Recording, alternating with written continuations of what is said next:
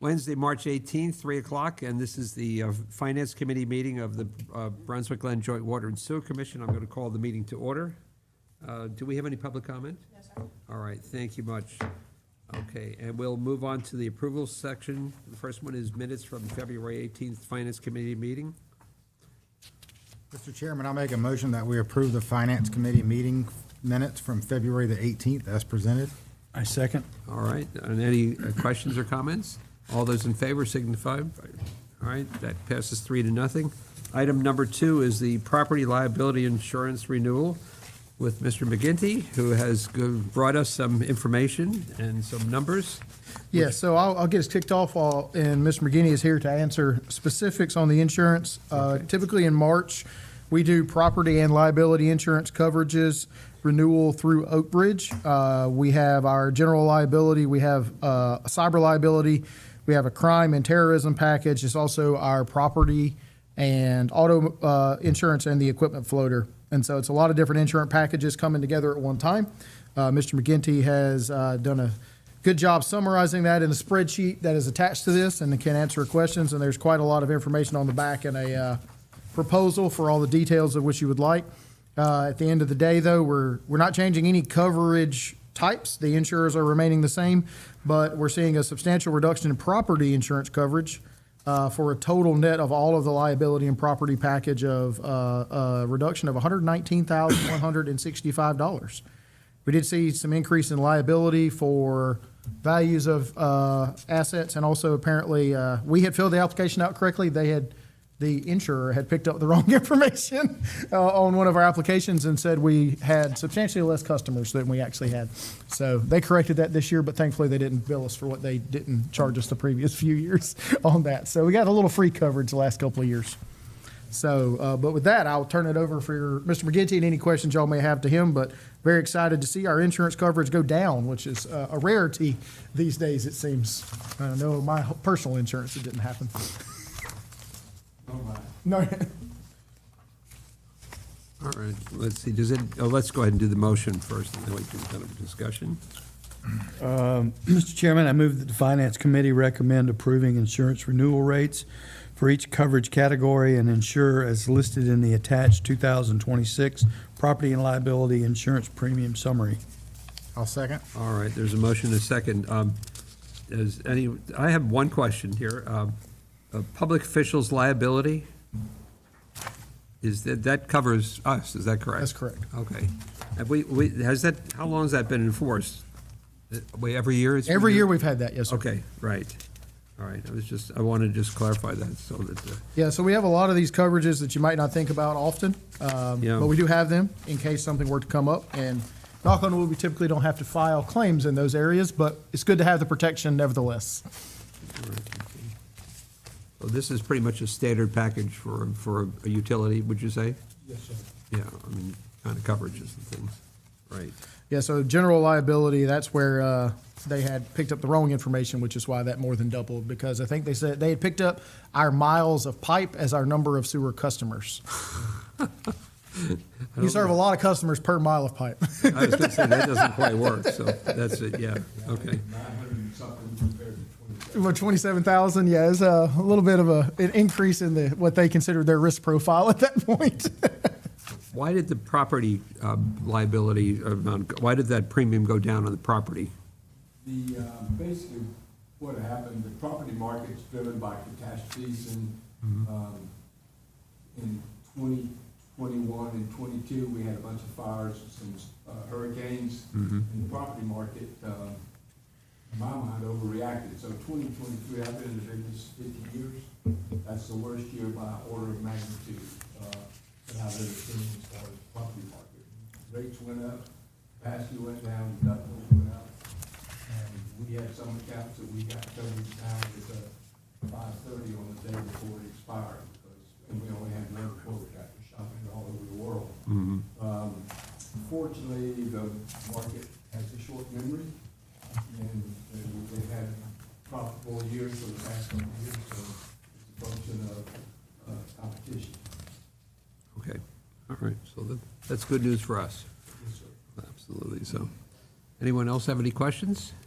Do we, what's our process for updating Oak Bridge when we terminate a vehicle? I see 111 vehicles and, Yes, so when we take one off, we surplus a vehicle, we then let Miss Katie with Oak Bridge know to take that off the policy, or when we add new ones on, so Miss Pam's office handles all that. For example, one of the new vehicles that y'all had purchased that we had to place the order for actually came in at the Ford dealership this week.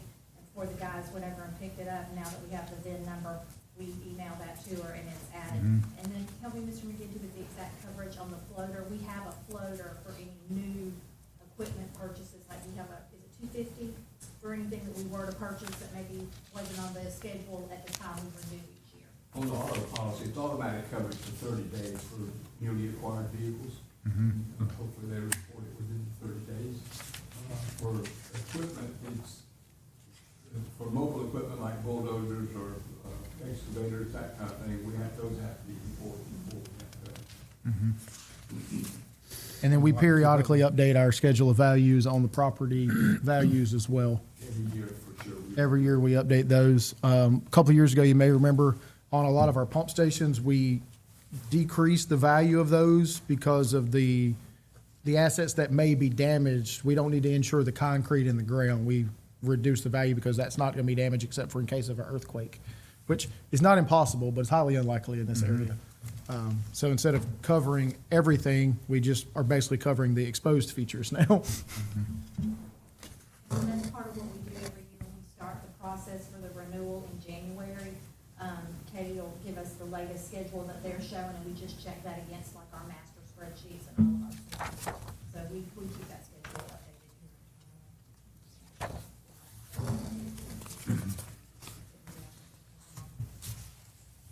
All right, is there any other further questions or discussion? thank you. All right, hearing none, all those in favor signify by saying, or raising your hand. That passes 3-0. And we're up to item number 3, the Neptune 360 AMI annual software renewal. And Ms. Roberts, I understand, is not available this afternoon, so Mr. Burrows, Yes, sir. you have some information for us? Certainly. So this is our AMI software where we get meter reads in for the new AMI meters that were put in couple of years back. And it is based on the number of endpoints or meters that are connected to the system. So this year's annual renewal is at our current endpoint number of 31,524, which works out to the subscription price being $70,298.52 for the software as a service package through Neptune 360 for this current year that runs April 1st through March 31st. So this allows us to update that. This will be an annual thing. And the unfortunate reality is as our system grows, this number is also going to grow because you get a per endpoint charge on the backside. But given the amount of access to data we have now and the availability to help our customers out, this is money well spent for us. This is a budgeted item. It's split between, Dave, I believe, finance and admin services on this item, because finance does the billing and admin services does the meter reading and the customer service aspects of that. All right, I'll move that the Finance Committee recommend that the full commission authorize the payment of the annual subscription to the Neptune 360 software to Delta Municipal Supply in the amount of $70,298.52. Second. is there a second? I know that I had the opportunity to sit in one of the meetings that the staff was having with Delta people, Delta Municipal Supply people, and I know we have a really excellent working relationship with them. They've been working hard to work out a lot of things with Ms. Roberts, things that she wanted to see, and they were getting things done. Yeah, with now her. they have added, it's not where it needs to be yet. There's a new AI assistant on the program, but it's just a help desk right now. It can't actually do anything else. I've sent requests that it start analyzing data for me, but they ain't got it there yet, but we're working on that. Well, It's basically just the help screen. I'm like, no, I was supposed to type this in and you tell me what the answers are. Right. But, no, we're working on it. Is that in the future? Yeah, I think they're working through with that. It's just the first step of it was basically ask it a general help desk type question, how do I do this? But I think they're trying to continue Yeah. to improve it. We've incorporated that. Yeah. at work. It'll be a big help too, if you think of it from a customer service perspective. If we especially have a newer employee in customer service, somebody comes in and asks and they pull up the readings, If they get it to where they can just type it in, they can give them accurate information up front. It'll be a big help for the customer service staff and for the customer to get that information soon. Because I know the way it's set up now, typical of a database, you have to set your parameters before you can get a report. Right. And it's cumbersome unless you are familiar with it. So I'm sure the AI will be very useful if you can take Yeah. that in plain English and just type something in. Exactly. It'd be a faster service. So I was very excited when I saw it pop up, and then I used it, and I was very unexcited, but we're getting there. Patience. Patience on that. His name one, is so. Enzo. Enzo, Most people, their first thing in Yeah. the AI, it kind of does. it's, yeah, describe- just like, it's a little search database right now, but they're working its way through it. Yeah. It told me like 4 times, I cannot do that for you. Oh, come on, Enzo. All right, any other discussion on this matter? All right, all those in favor?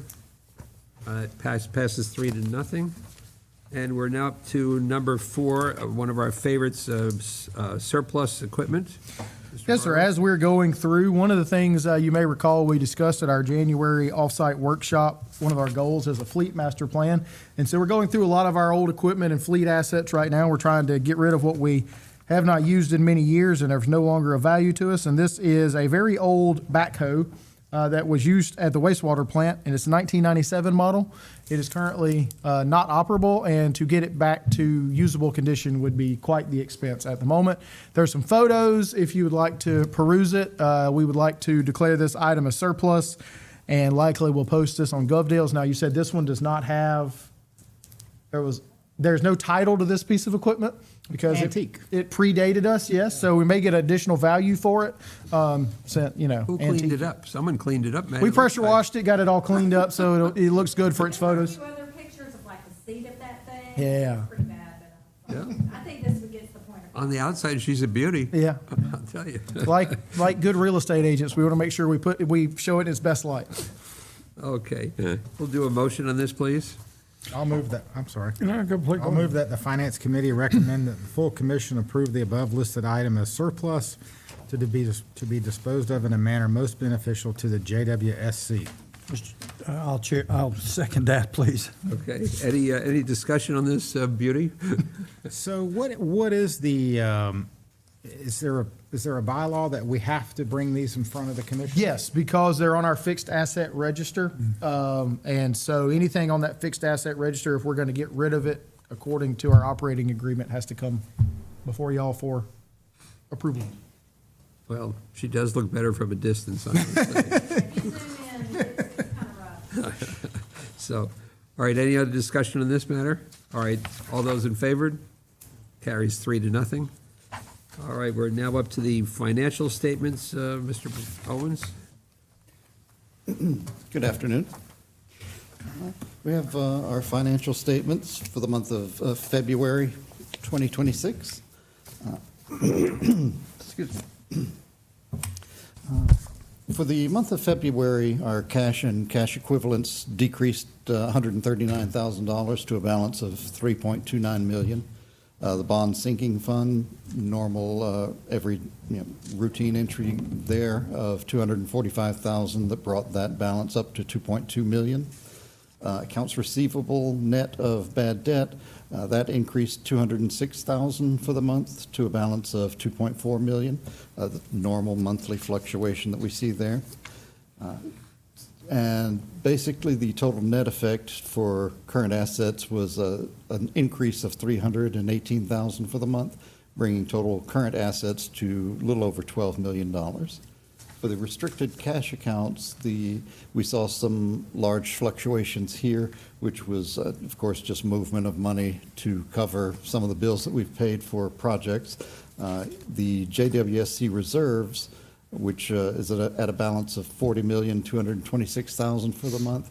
That was a decrease of almost $760,000 for the month, which was related to, I can't read my writing. Oh, yes. $1 million offsetting project costs, I believe, related to R&R type projects.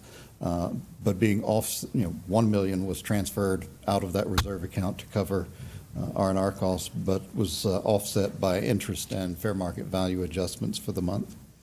The SPLOST account, we took $1.4 million out of that account to cover exit was it 29? Yes, Is the SPOS project, for payments that we've made on that area. We've basically been drawing down our main cash account and needed to move these reserves in there to maintain a healthy operating level in the primary cash Yeah, account. so on the SPOS account, we've got 3 divisions of the same project ongoing. So based off the current SPOS collections that we get, we'll be out spending the SPOS collections likely within the next couple of months, because we're getting $300,000 to $350,000 a month, and we're cutting $900,000 to $1.5 million a month in invoices on those projects.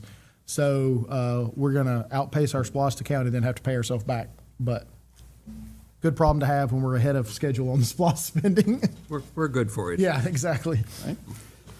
So basically, those 2 large movements from the JWSC reserves and the SPOS reserve account had a net effect of a decrease of about $2.15 million on the total restricted cash balance, bringing that to $59,382,000 for February. See, fixed assets, net of depreciation, the decrease there, that's just our depreciation for the month of about $688,000. Construction in progress increased $1.5 million for the month to the $48,787,000 figure. The biggest costs on that were the Exit 42 elevated storage tank project at about $597,000. Community road sewer expansion, $347,000. Exit 29 project, $298,000, and smoke and dye testing, $222,000 on those projects respectively. That brought our total change for the month on capital assets to a net of $836,000 increase, putting us at a balance of $225,563,000 for capital assets. Basically, the net decrease to total assets for the month was a little bit shy of $1 million, putting total assets at $298,479,000. On the liability side, the biggest activity was in accounts payable. We saw a $2.6 million decrease in accounts payable this month, bringing that balance to $374,000.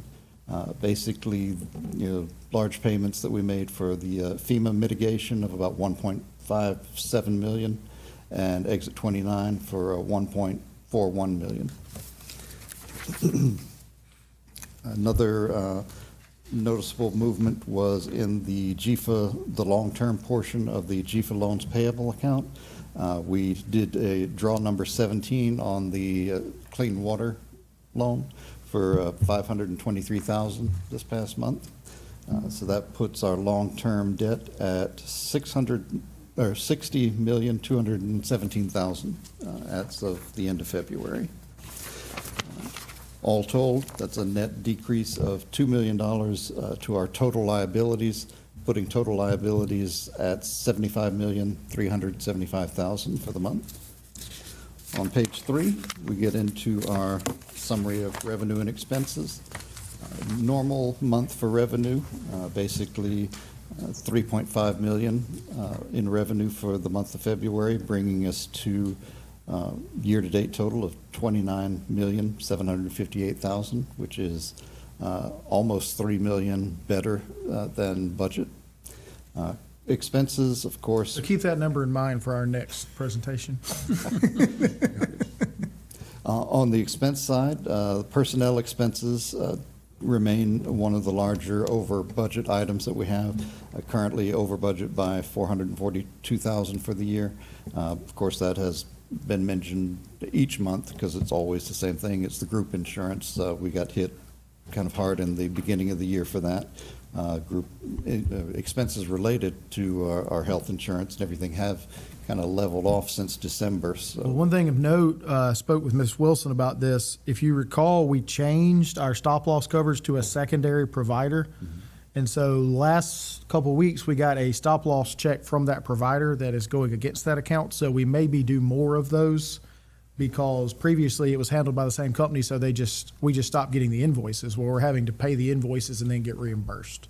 Oh, okay. Don't know what the time delay on that is. It is health insurance claims. Still money coming in. Is money coming back? We've got Okay, a that's fairly fine. substantial We have seen some noticeable Yeah. amounts coming back to us. $50,000 or $60,000 checks coming back in. So we maybe do a few more of those coming in, which may explain why our expenses are so much higher than they have been, because that stop loss is coming from a separate player right now. All right, that's fine. Yeah, basically, they're increasing the float time to Yeah, squeeze some more interest. increasing out some floats and not getting any interest for us. They like those overnight investments, right? Yeah. They do. Operating expenses for the organization at $10,732,000 year-to-date as of the end of February. That puts us a little more than $2 million over budget, and I'll give you a few more details for that on the next page. Interest expense is currently at about $293,000 over budget at $816,000 for the year-to-date. But our capital improvement fees and SPLOST revenues, those are doing well for us. Capital improvement fees, $1.268 million year-to-date, and SPLOST at $1.88 million year-to-date. That was the total so far this fiscal year, Yes. 1.88 million? Yep. Great number. Just collected, Well, it is this fiscal year, but they're always 3 months behind Yeah, I was schedule. going to say, I understand Yeah. that, so. So we haven't collected 8 months worth of, even though we're 8 months into the fiscal year, we don't have 8 months of SPOS receipts. Is it, the checks that come in from them are consistent, around the same numbers? usually around $300,000 a month. Okay, all right. A little bit higher, Yeah. November, December, people doing Seasonally, Christmas yeah, shopping, right, stuff I like that, understand, but in yeah. general, they're around 300. Okay. Go Buckies. But, let's see, on page 4, we see a more detailed breakout of the expenses. These expenses are, of course, by division and include personnel and operating costs. But operational costs, the biggest ones that we have seem to come from the wastewater division of the corporation, or company, sorry. Take the wastewater operations, treatment plant, and pretreatment, those three departments of the wastewater division are currently totaling $10 million year-to-date, which is just under half of our total expenses. So the biggest things that we're seeing there are the usual suspects that we talk about each month. Oxygen, we've spent over $1.5 million year-to-date, which puts it about $484,000 over budget. Purchased equipment repairs, we've spent $796,000 year-to-date. That's another $450,000 over budget. Pumps and parts coming in at $400,000 spent year-to-date. That's $179,000 over budget. Biosolids removal, $450,000 year-to-date, which is about $260,000 over what was budgeted. And equipment rentals at $411,000 year-to-date, puts that at $350,000 over budget. But, so of course, our total expenses at $20.53 million, being almost $2.6 million over budget. So a little bit, but basically netting us with operating revenue of $9.2 million, which is $368,000 better than budget. So, from a layman's perspective, over budget means that money is compartmentalized for specific areas, but overall, we still have enough money to Yes. pay. Oh. I mean, I want people to understand that when you say over budget, sounds like you're not. Those following individual the- line items are Right, over. yeah. So, I mean, I would think the public needs to understand, I guess if they do their home budget, it may be that they might see some over budget right now, particularly if they're buying gasoline, I would think, so. But anyway, I just wanted to point that out, so. Certainly. Pages 5 and 6 are our cash summary report. Basically, this is a little bit more detailed information on what we discussed in the asset section of the balance sheet on page 1, noting the revenue deposit account at $2.9 million. Basically, our bank accounts, overnight cash coming in at a total of $10.9 million, investments at $46.9 million. Speaking of investments, page 7, our total portfolio is currently $49,271,000.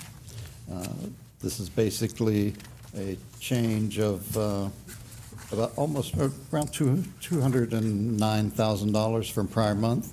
160,000 of that was interest income received, and 49,000 was a positive fair market value adjustment that we saw. The total portfolio currently shows a yield to market of 4.1%, 3.54 on the cash portion, and 4.39 on our fixed income investments, which are almost totally U.S. Treasuries at this point. We're currently running about a third of our portfolio in cash because we have had to do continuous draws for the larger projects that are going on. If we get through that portion of our operational endeavors and in a place where we're not needing or using as much cash as frequently, we'd probably want to back that off to 1/4 as opposed to 1/3. But right now, I think this is a good ratio to hold for the moment. On the mutual funds we have with Wisconsin State, that's almost expiring, so. and I know That rate will go up a little bit in a couple months. I was going to say 0.8, yeah, I think that's, we won't be reinvesting in that. No, that's actually a municipal bond Right, I as thought opposed to a federal bond. I'm not exactly sure when we purchased that, but we're almost out. obviously it was pre-2022 when interest rates started Yes. Right. to really jack That was a long hold one there. Yeah, and we're almost out. Yeah, almost out of it, that's right. So we won't cry for that one when it's Yeah. gone. No. The last 2 pages are the project report, and really the biggest things, only 2 items to note there. Previously, we had a project listed as Newcastle and Bay Street intersection water and sewer improvements for $127,000. We have essentially absorbed that into project number 2015, Bay Street water improvements. So while project 2015 increased $127,880 for the month, that was taken off the bottom of the report under another name. We have also added the Arco Community Septic Conversion Project, currently sitting at total expenses and encumbrances summing to about $232,000. And I did note this at the facilities meeting, but for the finance committee, we have begun doing installations in the Arco neighborhood. We've got 7 connections that have been made on Ogg Avenue thus far. And so the contractor is making progress for the last week or so, and it's good to see those connections coming in. Any surprises in the area from the? Not necessarily surprises. We had, we're doing, it's been a bit tremendous help. Some of those duplexes out there were on single septic tanks. And not only single septic tanks, but very small septic tanks. Instead of 1,000 or 1,500 gallon septic tanks, some of them were 250 gallon septic tanks. Ouch. And so the first connection we made, once they finally got it tied in, they heard water starting to flow through the new connection immediately because their house had been backed up. And it's probably the first time they had actually drained in years. Wow. Those things are old. They were old when I was a little boy. Yeah. So that was, those houses, most of that area was built for workforce housing for Brunswick Cellulose. Was that up to code at the time? At the time, it was, yes, sir. There was no public water or sewer out there when they were built. Right. And so they're certainly substandard today, but they met requirements at the I time. was going to say 250 gallons, it's like a hole in the ground, period. Some of them literally are holes in the ground right now because Yeah. the tanks are Yeah, in rough shape. sure. Okay, good. But that concludes my report for this month. Thank you very much. Thank you. Appreciate it. Okay, and we are up to the last item, which is the fiscal year 2027 budget. Mr. Burrows, I'm sure you have a presentation. I do have a presentation, and the presentation does not follow exactly the order that it is in the document, but it does cut down the pages and the pictures I have to show you. So Okay. you should be able to reference your document if you would like to, but the presentation is here for you. So Per our standard procedures, obviously our fiscal year begins July 1st. Every year at the March Finance Committee meeting, I present the proposed budget for the next fiscal year for your review and discussion. After taking your comments, we then go back and present with a plan for acceptance of the budget at the April meeting. And the reason that time frame is because if there's any rate adjustments or anything like that, we are required to do public notice in the month of May, and we have town hall meetings in the month of June to discuss the budget and rates. And then the rate resolution is approved in June as well. So it does take a little bit to get the budget process through. And so we start budgeting in early to mid-January, and this is the culmination of a couple months' worth of work. Before I get started, I do want to recognize all of our divisional superintendents that submitted their individual budget requests to us and then sat through the painful process of me going through and telling them what they would not get. And then particularly Dave Owens, our finance director, Francis Wilson, our accounting manager, and LaDonna Roberts, our deputy director, helped out immensely with this budgeting process. And so that was the core of the budgeting team. So we had 3 goals going into this budget year. Number 1 goal we always have is to maintain affordability. We, across the board, are seeing rising costs. As Commissioner Cook mentioned, gas prices starting to go up now. We've all seen it. So we're trying to maintain affordability, understanding that we're in a very challenging environment cost-wise.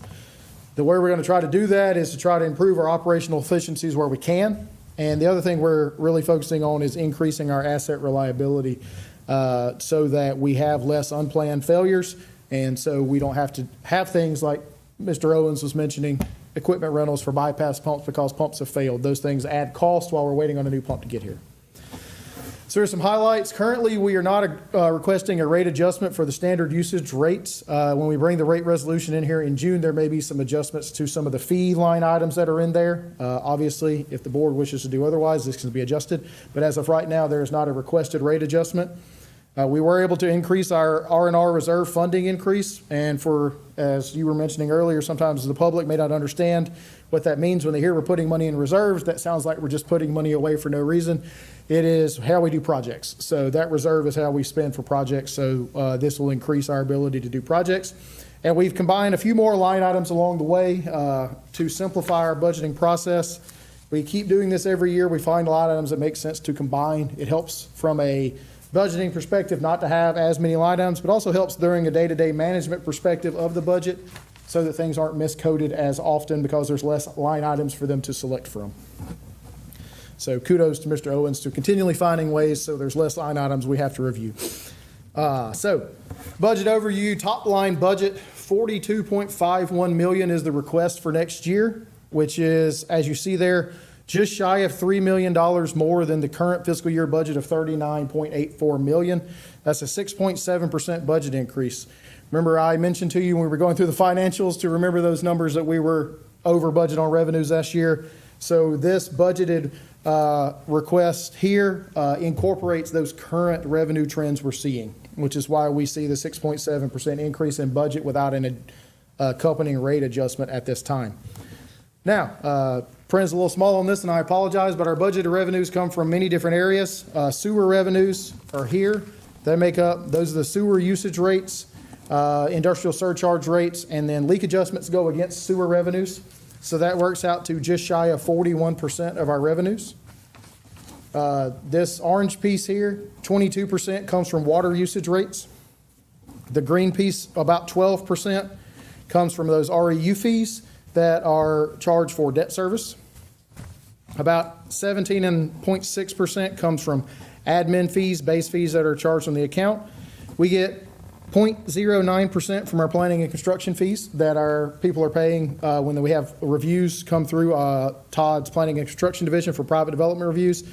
And 2.29% comes from interest income earned on those reserve accounts while we're going through the project process. And then the balance is 5.4%. That's other income. Those are things like tower rental revenue for renting out space on our water towers for cell phone antenna, the service fees that we get, fire protection fees, accepting septage at the wastewater plants when they pump out septic tanks. So there's a lot of smaller line items that go into that. And you do have a copy of the individual line items that we can go through should you so choose.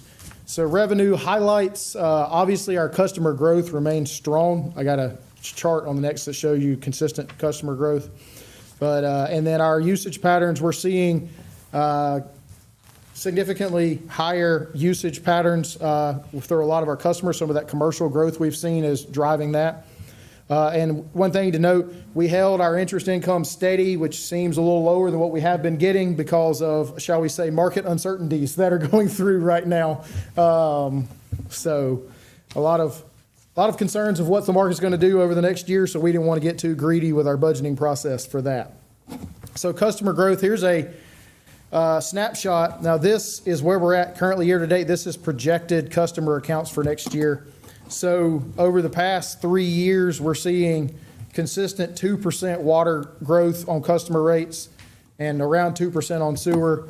So you see here, we're only projecting a little less than that next year, trying to be conservative on that account growth numbers. And so while we're asking for a fairly substantial increase in the budget, it is a conservative request compared to what we're actually seeing. So over the last 4 years, we've seen a 9.2% growth in water accounts and just shy of 9% growth in sewer accounts. We are projecting a slightly higher sewer account growth than water account growth because of like the ARCO project, the Community Road project, Brunswick Villa. Those customers have had water and they're starting to get on the sewer system. So that won't necessarily require new development or building. It's customers that we already have water accounts that are getting on sewer accounts at that point. All right, here's the chart that compares our current rate structure to similar and nearby utilities. There's a kind of runs the gamut here. So we've got rates from down in Kingsland and St. Mary's in Camden County, out at Satilla Regional and Waycross, the Savannah area, Jacksonville area, and up in Charleston. And you kind of see rates are all over the board. This chart, while it tells you what the average rate is, this is not to say that some areas have rates that are too high or too low. Rates are entirely dependent on what you're trying to do in your system. Some systems are doing a lot more reinvestment in their system. Some systems are doing less. They have newer systems, and so they don't need to reinvest at the same rate. So rate comparisons, while helpful for the public, not necessarily a reflection of whether or not these other utilities are doing well or not so well, depending on their rates. And the blue is? The blue is us. Okay. that's The what blue is us. So this is on our average monthly residential customer uses about 4,200 gallons of water and sewer, and that would work out to a $64.33 bill at our rate structure. This is what they would be at all these other utilities at that same flow rate. Well, this is what, based off of the rate structure they have online in my calculations, it's close enough. It's in the general ballpark. Some rate structures are a little more difficult to understand than others. But this gives you, so the cheapest would be around $43, and then the highest on this would be $109. So we run the whole spectrum, but we're in the lower third here. So always good to be below that line. We don't have this chart in our. You don't have that chart, no, sir. My question is, where do we rank, because I can't really see Yeah. this, with the other local utilities? Okay, so Kingsland and Savannah do something, and Statesboro do something very different than what we do, because they serve both their city limits and outside in the county. So they charge what is known as an inside rate and an outside rate. So their inside rates, this is Kingsland inside, Statesboro inside, and Savannah inside. Their inside rates at the city center are much lower because they're not having to pump as far out. Understood, yeah. Conversely, they have outside rates. This is Kingsland's outside rate, but then over here is Statesboro's outside right here. Oh, you can't see my pointer. My apologies. How many bars in? Hang on. We got this. There we go. So this is Kingsland's inside, Statesboro's inside, and Savannah's inside. Those are lower than what we charge because we operate ours as a combined. Kingsland is outside, while it's still slightly less than us, is about $20 a month higher than their inside rates. They do a percentage or They charge differently. It's not based off of a percentage necessarily. They charge separately depending on how far outside the city limits. And then this is Savannah's outside rate here for the same flow. So their bill almost doubles for the outside. So we have a blended rate. So that's why some of these seem lower than others. And then let's see, and this is Statesboro's outside rate. So Savannah and Statesboro's inside and outside are very different. So you include both of them to kind of give the comparison to us with a blended rate. So they do one for inside the city limits? And one for in the county. So if you're a block out of there, You pay the can county rate. almost double on. Yeah, you pay your the rate. county rate, that's I correct. like our structure a lot better. I was gonna say, yeah. Well, it's interesting, the utility that, where I was a commissioner down in South Florida there, they did the same thing. They charged 20% surcharge, and they're having a war about it. They're having lawsuits. The state legislature actually proposed legislation to prevent them from doing it, but the governor vetoed it. So It's the other thing I will note, there's another one on here that does a surcharge. JEA down in Jacksonville, now they're an electric utility, but they also have water and sewer. They charge in Duval County one rate, and then non-Duval, they charge another rate because they pay a franchise fee for Duval County. So there's a percentage adder for Duval County Or customers. they actually serve outside of the county? Yes. And the county is Jacksonville is the whole county, right? Pretty much. Nassau Let's- and parts of St. John. Yeah, Oh, they okay. serve Oh, parts of 3 interesting. counties, and so they Interesting. charge facilities fees. So as far as local utilities, again, Kingsland inside, outside, Savannah inside, outside. This is St. Mary's right here, so about the same bill as what you're getting in St. Mary's. Jekyll Island is right here in a very similar ballpark, and then this is, Satilla Regional is Waycross. So they're all in that same sort of bracket in here, and this is Richmond Hill. Beaufort Jasper is Hilton Head, for example. This is Beaufort Jasper here. Savannah outside. If you were in St. Augustine here, Amelia Island here, and this is Charleston's inside rate. Did not include their outside rate because it skewed the data significantly. Savannah uses surface water too, don't they? They have some surface water up there due to significant saltwater intrusion into the aquifer in that region. So Savannah also is seeing explosive growth, and so trying to keep up with serving customers Right. very spaced out. They've had to adjust their rates significantly over the last few years. We are very fairly priced. I'd say so, yeah, certainly. All right.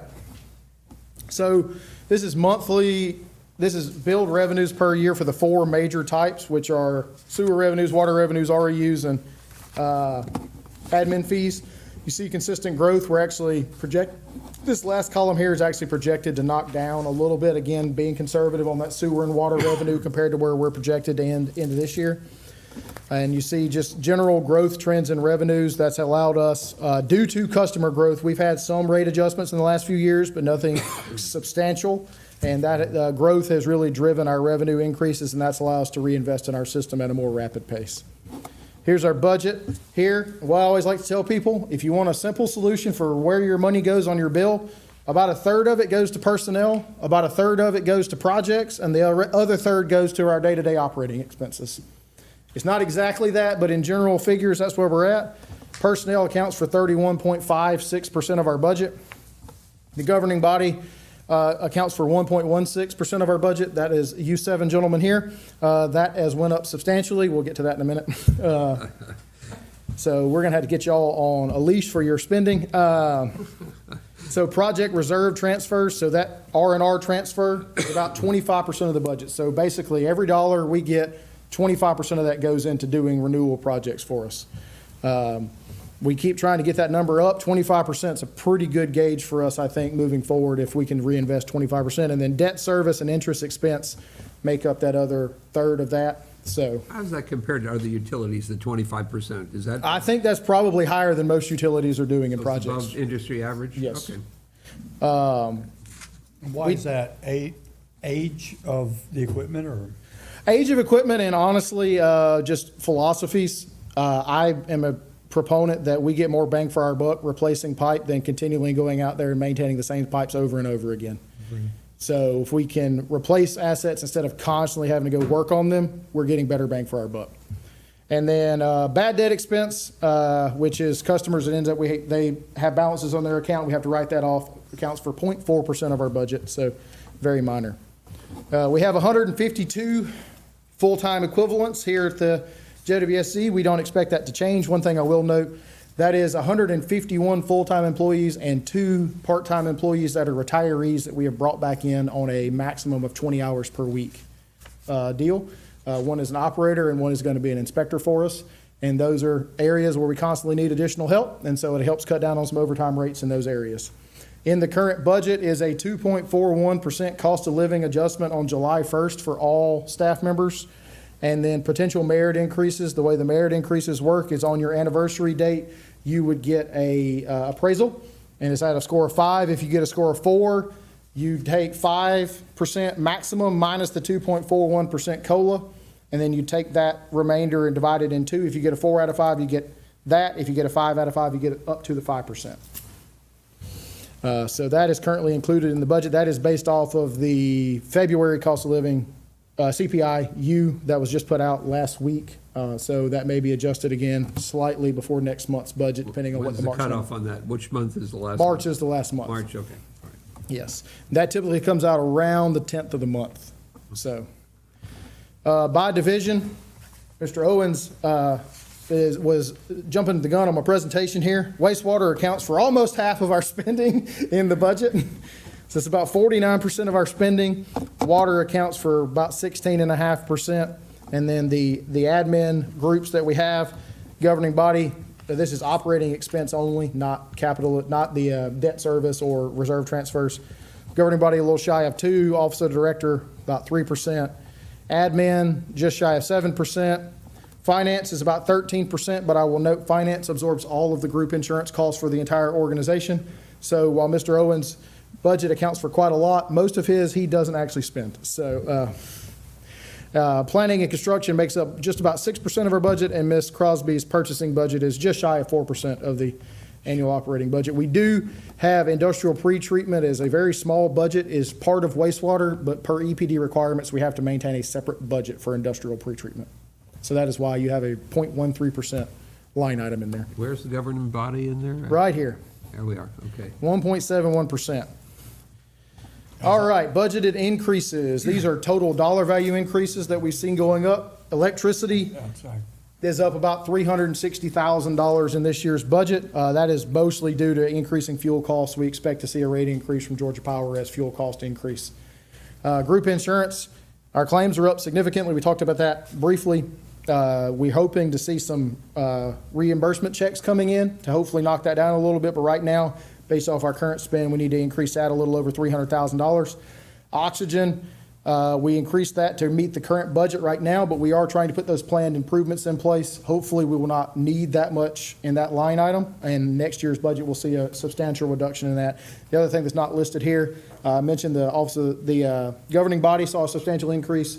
That is overwhelmingly due to an increase in legal fees. So that's why your also governing body budget is way over budget year to date for existing legal fees. So, not for legal fees that we have volunteered to spend. So decreases, machinery and equipment. Ms. Crosby's team is going through and creating a fleet master plan for us, so we are not requesting to buy any vehicles this year. We've got some equipment items that we're going to buy, try to buy in the budget. They're listed in your packet for you. Most of those are equipment at wastewater plants and some software type items and lab equipment, but no fleet purchases this year as they work through that process. We did see a $113,000 decrease in workers' comp when Mr. Bridges was here at the end of the year, so good to see that. Our improved safety record, knock on wood, seems to be doing okay so far this year as well, so hopefully we'll see another decrease. And while this seems counterintuitive, we're reducing the gasoline and diesel budget, even though gas and diesel is going up. That's because we didn't use our generators during storm season this year, thank goodness. So we've got a lot of diesel sitting at the wastewater plants right now, sitting in tanks. So we're not going to have to fill those up in advance of storm season this year. And so $50,000 sounds like a lot of diesel fuel. When you start filling up thousands of gallons of tanks for those large generators, it goes quickly. So we won't hopefully need to spend that. And if we do need to spend that, unfortunately, it will be a FEMA reimbursable item. So, like I said, do have the individual line items. If there's any questions, we can go through the capital list if you would like to do that. And other than that, open it up for any questions you may have. Just shy of 20 minutes. Just shy of, that was. 19 minutes, 22 seconds. Well, I have a few Yes, questions sir. on the line items. Yes, sir. Let me I don't know get if there. any of my colleagues would need something to talk about first. Go ahead. All right. I'm actually looking at the page. I did the printout of the whole thing here, so Yes, is that on, been marking it that up. on there? Hang on. I can get there. I think think I can get there.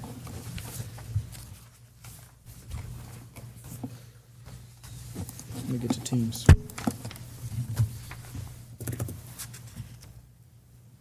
No, I can't get there. Hang on. All right, hold on briefly for me. It's all right. If I can get it, you can get it. That's for sure. I got it. I'll sign into my account, but nobody make fun of my filing structure. Yeah. That's because I'm logging in, sorry. He's- Changing the user.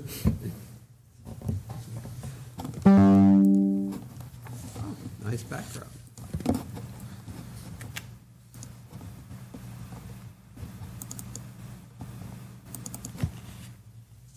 All right, here we go. Yes, sir. It should be coming up here shortly, unless it's, because it's open up on my screen.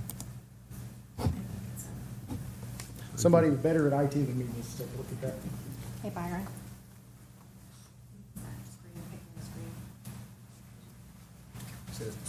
Because it's showing up here, but it's not showing up on those screens. Just a few of them, yeah. Is it trying to get, you Yeah. trying to get the screen on here? Yes. Okay.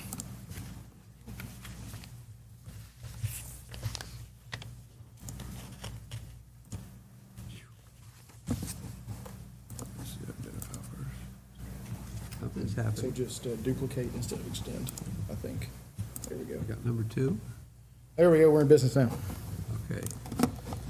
All right, yes, sir. Okay, now, this is, I'm on the first page, where it says reserve interest and investment income. Yes. And there's such a dramatic difference from this year and the proposed, from 1.4 million to 650,000? Yes, sir. Two reasons for that. One, we are, as Mr. Owens indicated, spending down those reserves on these large projects we've got right now. And while we're getting greater interest income right now due to market uncertainty, we did not want to adjust that All right, upward. I thought that it might be on that, so. Yes, sir. Okay, and on the next page, let's see, no, wait a minute, I'm sorry, it's on page 3 now. Okay? I just had an overall question about the technical services. Yes. I see they're charged all the different Yes. amounts to different divisions. And it's, so just could give me a description of overall what it is that we're getting? Sure. So technical services can be many different things. For example, every division that has vehicles has a Verizon GPS tracker subscription that goes in technical services. That is also where we don't purchase copiers, we lease copiers. And so everybody's copier lease is in that line item. In 1320, which is Office of the Director, that's where we do the USGS groundwater monitoring. That's where we get some lab analysis done by third parties. And so it's kind of anything that's more of a more technical nature like that we purchase from someone else. So if it says services, we purchase it outside. All right, so, and then also in our personnel administration, this is payment to the company that we contract with for HR services? Two reasons, yes, sir. In 1510, which is finance, that is where we pay for teamwork services. So that's why that's $160,000 there. The Office of the Director, 1320, has a $25,000 personnel administration budget because that's where when we post items on Indeed for new hires, we pay for those postings, and that's where that ends up. And on the hurricane preparedness? Yes. I know you have $5,000 in your budget, in your section. Is there any? It's the only one we have in the budget right now, because we have a little bit of money in there to buy some as-needed items, cots, sleeping bags, things like that. But if we see expenses in previous years, at times, if there were a storm, we charge all of the hurricane expenses there, and then when the reimbursement comes in, it offsets it. All right. And the next question, software licensing increased from 318 to 500,000? Yes, this is a situation where we decided to combine everything into one line item. So software licensing used to be split out amongst all the divisions on a head count basis. We put it all in admin for 1330, so it's trying to, as much as possible, items that someone does not have control over in their individual budget gets charged to one budget. And if we, in the future, if we decide to move forward with purchase of new software, that'll be a different kind of item. Two things on that. One, I presented a capital projects plan proposed for discussion at the Facilities Committee. One of the proposed capital projects is the implementation of that ERP software, I was- $565,000 for that. And then the annual software as a service subscription would go in this line item in the future. Okay, just this, so the initial one would go into, An R&R capital reserve project, okay, yes, sir. right, all right. Yeah, it Yes, sir. certainly is. With the 500,000 in account 523225, that 500,000, does it include some of the annual or? That's all the current annual fees for our existing software packages. So like what we just did, the $70,000 for the AMI software package, that includes our Harris subscription for CIS and financials. That's where our CityWorks asset management program goes, and so that's organization-wide subscription packages. But of course, if we do switch software, then we wouldn't have the Harris. We wouldn't have the Harris, that would decrease, we would see an increase overall, but there's 3 or 4 other smaller software packages that we may be able to get rid of. We currently pay for a text messaging software package called Podium. We have the My360 where customer portal can get in and utilize for getting their own data out. Some of the new softwares come with that Exactly. already, so we may can eliminate that. So that number may increase some with the new ERP process, but probably not as much as you may be thinking on the front end. Yeah, yeah. And I think I only have one other question. I guess it's the 500-pound gorilla in the room is the oxygen. Yes. Is there any other options except purchasing from where the company? Yes, we have 3 different options right now, one of which we've already put into place, we're working on. We approved a contract last month, if you recall, to try to automate that. Right. We automate that, and it works successfully. We expect to see a substantial decrease in that.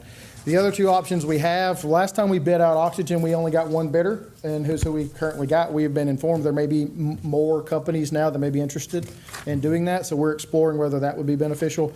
And you can install equipment to create oxygen, which sounds ridiculous, but yes, you can install equipment to create oxygen. That would be a substantial capital outlay at this point, and it would not be a short-term process to get that done. So if we made that investment over the long term, we could control costs. You could control costs, The but initial, the initial would be $7.5 to $10 million. so the return on investment would be over a very long It period. would be a of time. several-year return on investment, yes, sir. But that is something we're also looking into because we do need to get control over that expense. Yes, sir. Are the other utilities in the same situation? I mean, Well, there's only one other utility in the state of Georgia that has a pure oxygen wastewater treatment plant, so so we're almost unique, huh? we are very unique in that regard, and it is a smaller facility, so. Okay. And we have, believe it or not, we continue to try to curtail our oxygen use, and every time we do, they raise the price on us. Wow. So the cost doesn't go down, but our usage is going down. Wow. All right. Well, does anybody, It's great. no other questions? Yeah. I've run out of questions. I'm happily to go through every one of these if you want to, but I expect y'all would like to get out of here before midnight. It's so- fun going through them, though. It is, Time. The answers are so good, you just love getting them. yes. Yeah, that's it, so, yeah. So this projected number is based, this spreadsheet updates from another spreadsheet. So the numbers that are shown here are not going to match what you have there because it automatically updates the spreadsheet. Right. So keep that in mind if you're asking why those numbers are different. That is why. And that's based off of monthly bills through into last week, I believe was the last time I updated that spreadsheet. So these numbers are a little bit inconsistent with what you got, but that's based off of the numbers you've got there on projections were based off of end of February numbers. All right. So, I mean, 4.25 is where, 42.5 is where we're budgeting, currently projected at 44 million in revenue, but in that, we did get about a $700,000 damage reimbursement.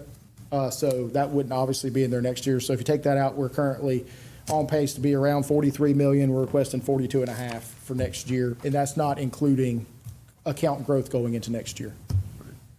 Well, I want to thank the committee that put together the budget. I know they're spent a lot of time and effort on this, and it's a good document. I think we're moving forward with. To lower our expenses, I replaced the batteries in my no button with my own account, so we can save expenses on that.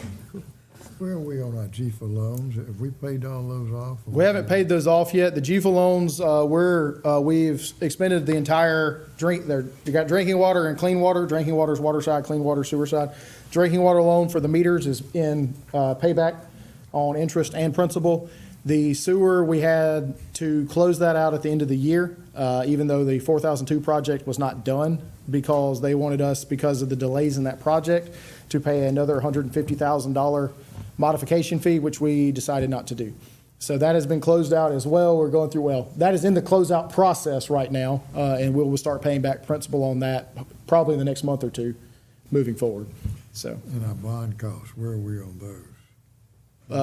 bonds, as far as how much of that has been spent, or what is the debt service paying it back?